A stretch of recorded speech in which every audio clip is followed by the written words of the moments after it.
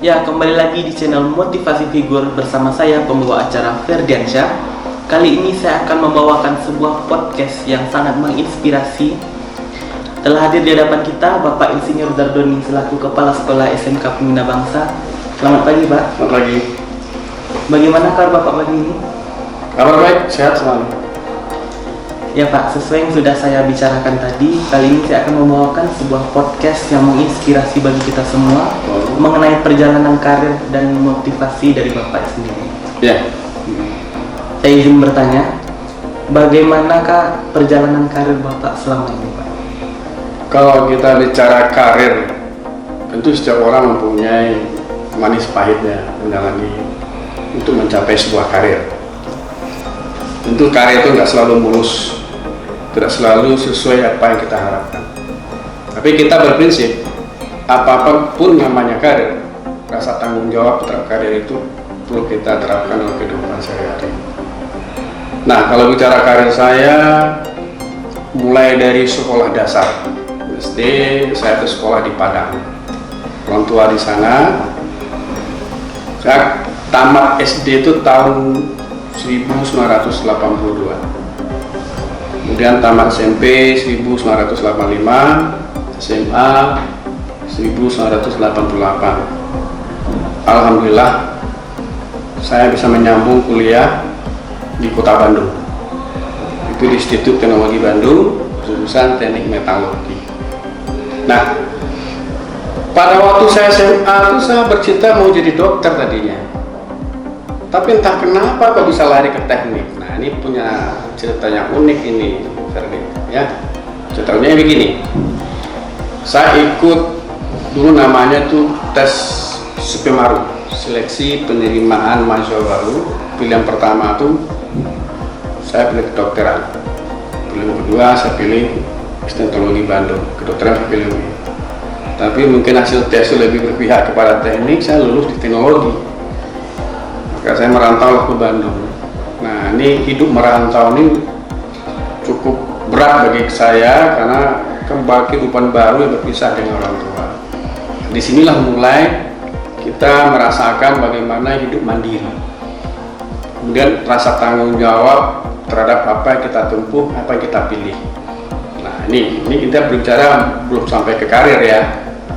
Nah, sesuai dengan perkembangan kuliah, wawasan kita bertambah, ilmu kita bertambah, pergaulan kita bertambah dengan nuansa berbeda yang selama ini kita hidup selalu bergantungan dengan orang tua. Maka wawasan tersebut berkembang sesuai dengan tuntutan dan kebutuhan hidup pada kita saat itu.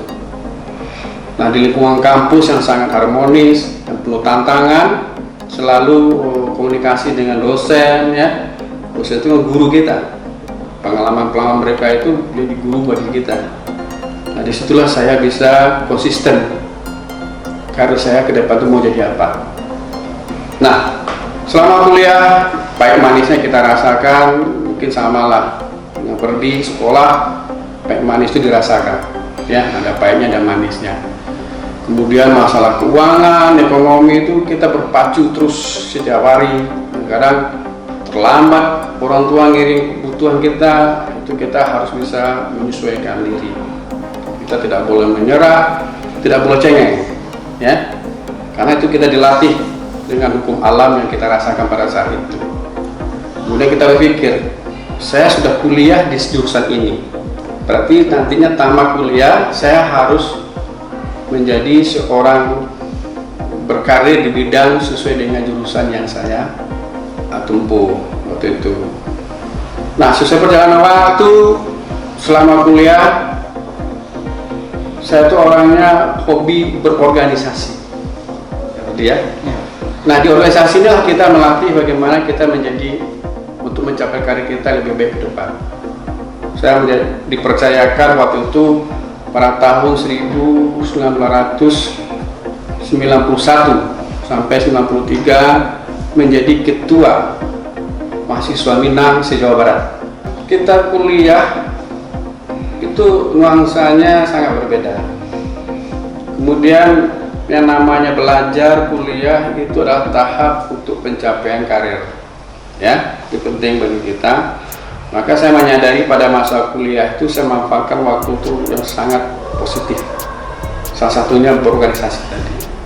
Nah, selama saya menjabat dipercayakan oleh mahasiswa Jawa Barat sebagai ketua mahasiswa Minang Jawa Barat yang terdiri dari beberapa puluhan perguruan tinggi, itu saya dipercayakan waktu itu untuk memimpin organisasi tersebut. Dan alhamdulillah itu jalan baik. Nah, apa positifnya yang saya ambil pada saat menjadi mengabdi atau berkegiatan di organisasi itu? Banyak sekali. Kita dilatih bagaimana memimpin, itu penting. Kemudian kita juga dilatih bagaimana berkomunikasi baik melalui orang-orang yang di atas kita maupun di bawah. Kemudian pergaulan itu makin luas. Kemudian juga kita juga beradaptasi dengan segala bentuk lingkungan, baik lingkungan yang mungkin rawan dengan pergaulan bebas, rawan dengan pergaulan-pergaulan yang mungkin mengarah kepada negatif seperti narkoba dan semuanya. Kemudian juga kita bisa mengendalikan diri kita dengan keadaan seperti itu, dan juga kita bisa aktif menyumbangkan pola pikir kita.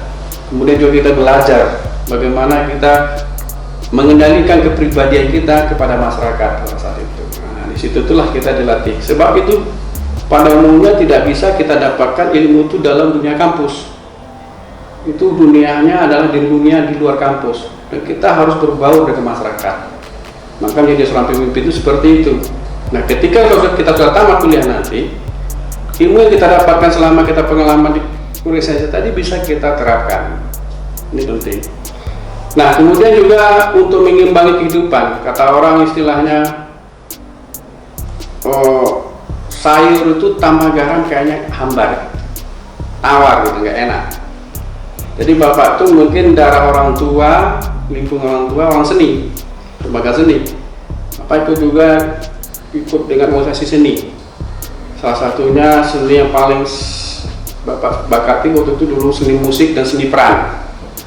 Nah, di sini banyak sekali pengalaman para. Alhamdulillah bapak ikut kampus itu ada namanya grup band untuk aliran untuk jazz. Sampai ke mancanegara kita diundang oleh perguruan tinggi Malaysia, Brunei, itu sempat diundang ke sana bermain di perguruan tinggi yang ada di luar negeri. Itu sangat menarik sekali pengalamannya tadi. Kemudian juga bapak ikut dunia peran. Alhamdulillah pada waktu itu ada beberapa peran baik di dunia film dan iklan bapak ikutkan waktu itu tahun 90-an waktu itu. Nah, dunia peran ini juga mengajar kita bagaimana kita bisa berperan di dalam dunia masyarakat sesuai dengan suasana kondisi masyarakat. Nah, ini penting juga dunia peran itu, karena kita harus menjadi orang lain, harus menjadi diri sendiri. Nah, ini penempatan diri ini perlu kita sesuaikan dengan kondisi agar kita bisa dipercaya oleh masyarakat. Nah, ini penting. Tidak selalu ego kita. Kita selalu benar, tidak ada dalam kamus itu. Makanya dunia peran itu sangat membantu sekali bagaimana kita hidup seperti bunglon. Tadi tahu bunglon kan? Yang bisa beradaptasi. Itu dia. Bisa beradaptasi dengan tumbuh-tumbuhan. Ketika dia tumbuh-tumbuhan pohon itu berwarna hijau, dia berwarna hijau. Coklat itu warna coklat. Sehingga dia bisa beradaptasi dengan semua lingkungan yang ada. Di dunia peran itu sangat penting sekali. Kami lihat film, sinetron, coba kalau akting orang itu tidak sesuai dengan perannya, maka konsep itu mungkin nggak jalan sesuai dengan apa yang kita lakukan, ya kan? Kemudian juga selama kuliah kita juga, bapak juga pernah kerja part time namanya, freelance, ya. Kerja part time dan freelance itu sifatnya bekerja tidak menentu.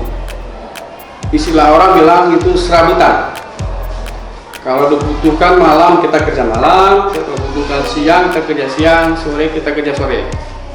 Ya, makanya hal-hal ini juga melatih bagaimana susahnya mencari uang, susahnya mencari duit itu kita rasakan ketika kita selama ini selalu bergantungan kepada orang tua.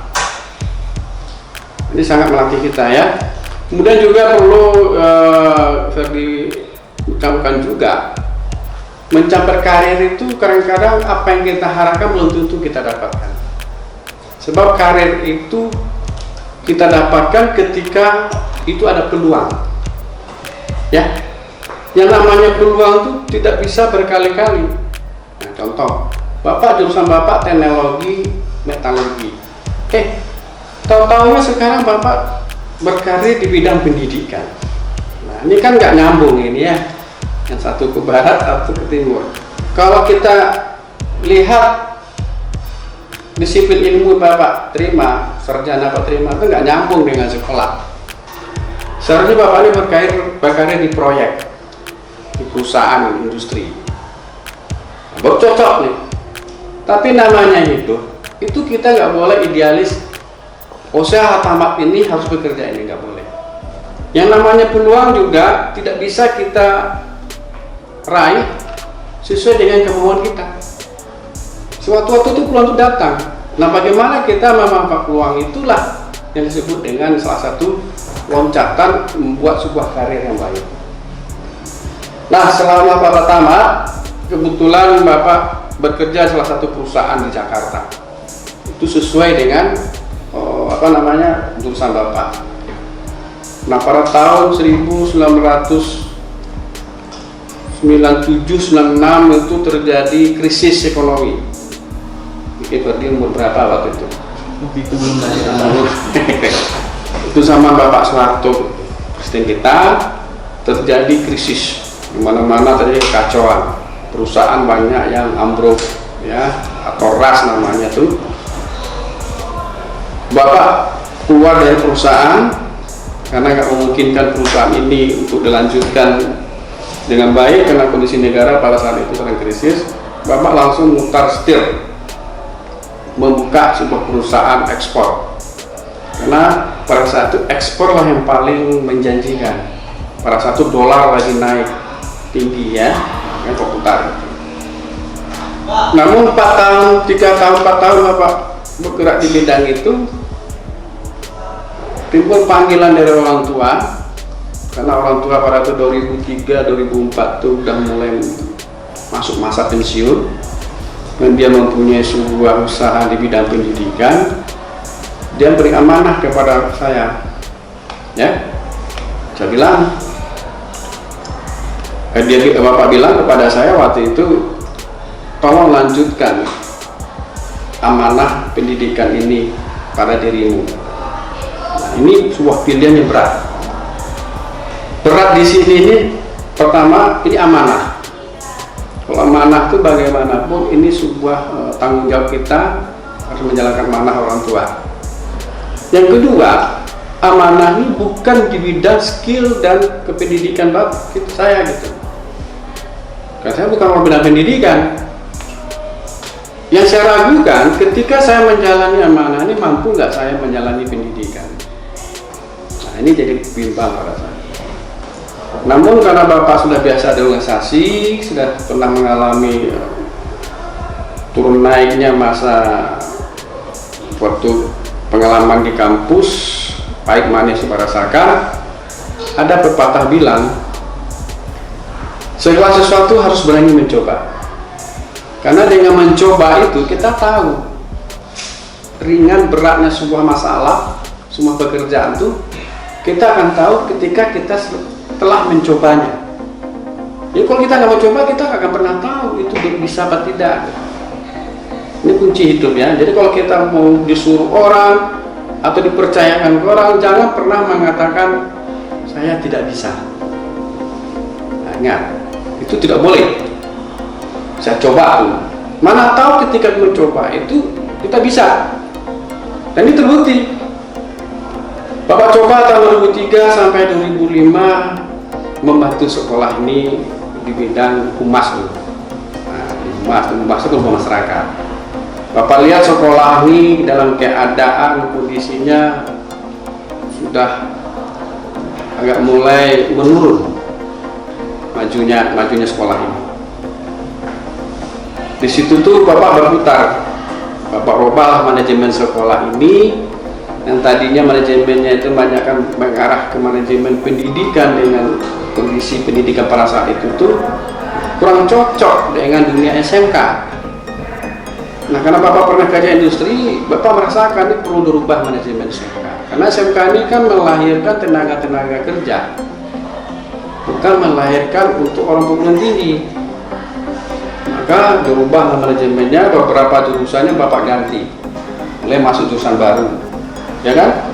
Nah, sekarang tadinya kita tuh punya 3 jurusan, dulunya 2003 itu adanya akuntansi, sekretaris, sama penjualan.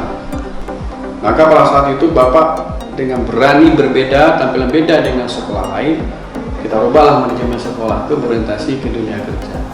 Mulai pemakaian nama istilah sekolah pun dirubah. Kepala sekolah itu dulu waktu ketika Bapak namanya bukan kepala sekolah, namanya itu direktur. Wakil itu manajer. Ada manajer personalia, semuanya. Kepala labor itu kepala maintenance, mereka semuanya itu sesuai dengan jurusan. Nah, istilah-istilah industri itu dibawa ke dunia pendidikan. Nah, ketika itu banyak dapat tantangan Bapak tuh, sampai dinas pendidikan menentang cara pola Bapak untuk mengembangkan sebuah manajemen di sekolah. Namun lambat laun akhirnya ditiru sekolah lain. Nah, ini sebuah tantangan, kita harus berani. Kalau berani untuk berbuat sebuah kemajuan itu, why not? Kenapa tidak, gitu kan? Nah, akhirnya sekolah niru kita. Sehingga waktu 3 jurusan itu yang ada, Bapak buka jurusan baru lagi, yang namanya itu teknik sepeda motor. Itu pertama kita di Sumatera Barat. Kemudian buka lagi yang namanya teknik komputer jaringan. Kita juga pertama di Sumatera Barat. Nah, kemudian Bapak buka lagi teknik broadcasting, TV dan film. Dan berkembang terus, kemudian perbankan. Terakhir kita buka perhotelan dan boga. Nah, dibukanya jurusan ini kan sesuai dengan perkembangan tuntutan dunia industri dan dunia kerja yang ada pada daerah kita. Nah, kita ini sekarang sudah mulai berkembang, ada 8 jurusan atau kompetisi kalian. Nah, jurusan ini kita buka sesuai tuntutan kerja, dan kita bisa bekerja sama dengan dunia industri yang sesuai dengan jurusan kita, ya. Seperti broadcasting, kita sudah bekerjasama di semua stasiun TV nasional, BRCTI, MNC, Trans TV, semua kita ada MOU-nya. Jadi kalau alumni yang kerja di situ sebenarnya tidak terlalu sulit, ingin magang sana juga bisa. Nah, ini yang tantangan-tantangan yang kita harus ambil. Nah, karir kepala sekolah itu dituntut itu bukan berarti siapa jago dia atau pintar dia. Tapi karir kepala sekolah itu dikatakan berhasil adalah bagaimana dia mampu menyalurkan tamatannya ke dalam dunia industri dan perguruan tinggi. Ya kan? Nah, sudah berapa tahun ini, 5 tahun ke 7 tahun belakangan ini, untuk perguruan tinggi kita termasuk top rekor di Sumatera Barat. Ya, tamatan kita tuh paling banyak diterima jadi mahasiswa undangan di perguruan tinggi negeri Sumatera Barat maupun di daerah lain. Ini satu poin keberhasilan sebuah kepala sekolah. Yang kedua, dunia industri.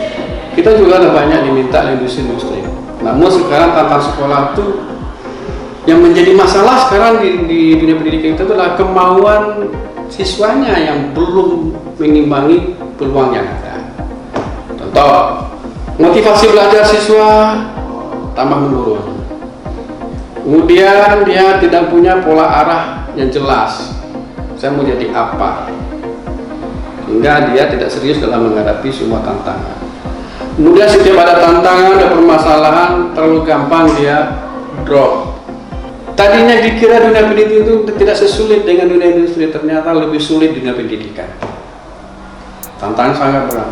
Kalau industri itu kita hanya dikenal dengan profit, untung sebesar-besarnya dan berkembang perusahaan. Kalau sekolah yang kita atur itulah mindset, pola pikir manusia yang kita olah. Bagaimana manusia yang kita didik itu menjadi orang-orang yang kompeten setelah tamat.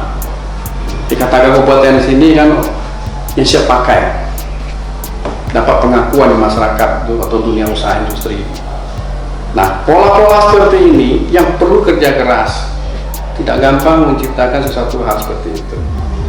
Nah, ini namanya sebuah karir kepala sekolah ditentukan di situ. Nah, kalau tamatan sekolah, anak siswanya di sekolah tersebut sudah menjadi harapan masyarakat, pasti sekolah itu banyak diminati oleh masyarakat. Ya, nanti udah pendidikan. Jadi Pak kira karir Bapak itu kalau diukur dengan idealismenya memang benar, background sarjana Bapak tidak sesuai dengan apa yang Bapak lakukan sekarang. Tetapi yang namanya peluang karir, apapun bentuk karir, yang namanya peluang itu harus kita bisa memanfaatkannya. Orang bisa memakan peluang, maka orang itu akan sukses apa yang mereka kerjakan. Demikian. Jadi setelah perjalanan yang panjang dari awal Bapak meniti sampai sekarang, itu kira-kira butuh waktu berapa lama Pak untuk meniti itu? Kalau waktu sesuai dengan perjalanan kita bekerja, mengabdi. Jadi kita nggak punya target. Yang penting target kita tuh yang real saja. Konsep kita tuh singkat, jelas, dan terapannya terpakai. Nah, ketika Bapak masuk pendidikan tuh target Bapak itu adalah merubah fenomena atau berubah cara manajemen sekolah SMK itu menjadi sekolah yang betul-betul sesuai dengan visi misinya mempersiapkan dunia kerja. Maka baik strategi manajemen di dalam, strategi pembelajarannya pun harus sesuai dengan kebutuhan tuntutan pada saat itu. Jadi tidak ada target-target gitu. Nah kalau kita bicara target mungkin banyak targetnya, tapi targetnya itu dengan perkembangan waktu. Selama perjalanan Bapak ini Pak, pernahkah Bapak mengalami drop atau penurunan atau beberapa masalah dalam perjalanannya Pak? Banyak. Nah itulah butuh pengalaman itu. Bapak bersyukur ketika di kuliah dulu tuh Bapak banyak berorganisasi, banyak berkecimpung di bidang masyarakat. Ketika kita mengalami hal yang sama, seperti ada masalah, baik masalah pribadi, masalah pekerjaan, masalah dengan manusia lain, orang lain, karena pengalaman kita sudah ada, patut kita belajar untuk kuliah, itu bisa kita hadapi dengan baik, gitu, sesuai dengan berat ringannya masalah itu. Contoh misalnya, permasalahan sekolah ini yang paling berat itu Bapak hadapi adalah sumber daya manusia gurunya. Bapak tahu, sumber daya manusia guru itu tidak mudah kita mencarinya, kualitas guru. Itu sangat berat, karena apa? Ketika Bapak menerapkan sistem ya yang ada, belum tentu tenaga-tenaga yang akan kita pekerjakan itu siap untuk menerima apa yang kita harapkan. Butuh proses, tapi dengan sabar, dengan konsep yang konsisten, merasa itu bisa kita ciptakan. Kemudian tantangan yang selanjutnya paling-paling ya mungkin masalah keanggaran, keuangan, semua itu apapun yang kita jalankan, masalah pembiayaan itu pasti menjadi masalah. Namun kita jangan terlalu beriming-iming tinggi. Kita bisa juga menyesuaikan dengan kondisi pembiayaan yang ada pada saat itu. Saya rasa ya, semuanya aman-aman saja. Selama perjalanan Bapak, siapa Pak sosok yang paling berperan penting dalam perjalanan Bapak? Paling penting itu kalau Bapak sebelum berkeluarga itu pasti orang tua. Itu untuk motivasi paling dekat yang kita itu pasti orang tua. Yang kedua tentu kita sering membaca dan melihat biografi atau pengalaman orang-orang sukses. Kenapa dia bisa sukses? Saya kan juga sama sama dia. Rambut sama hitam, sama manusia. Kenapa saya tidak bisa? Nah, kalau kita bisa mengadopsi kesuksesan orang itu, kita terapkan dalam kehidupan kita, saya rasa itu mungkin kita bisa mengatasi segala masalah. Yang ketiga, permasalahan yang membuat kita tuh gampang drop itu ketika dalam bekerja ada permasalahan sifatnya prinsip. Nah, kita bisa memilah-milah mana permasalahan yang harus diselesaikan dengan secara internal, secara majemuk, secara bersama atau diskusikan bersama. Tidak semua permasalahan itu kita ubah-ubahkan kepada pihak lain sesuai dengan porsinya. Nah, ketika itulah kita bisa mengatakan kita bisa mengalami drop atau tidak. Orang yang mengalami drop itu pada umumnya orang tidak bisa mengatasi masalah. Jadi kata drop itu bagi Bapak tidak ada. Ya. Ya mungkin segitulah yang disampaikan oleh motivasi yang sangat kita kagumi Bapak Insinyur Zardoni, Kepala Sekolah SMK Pembina Bangsa. Ya sekian juga untuk sahabat motivasi figur yang telah menonton tayangan ini. Semoga kita terus mendapat motivasi dari orang-orang sekitar kita. Saya Ferdiansyah, pembawa acara, mengundur diri. Terima kasih.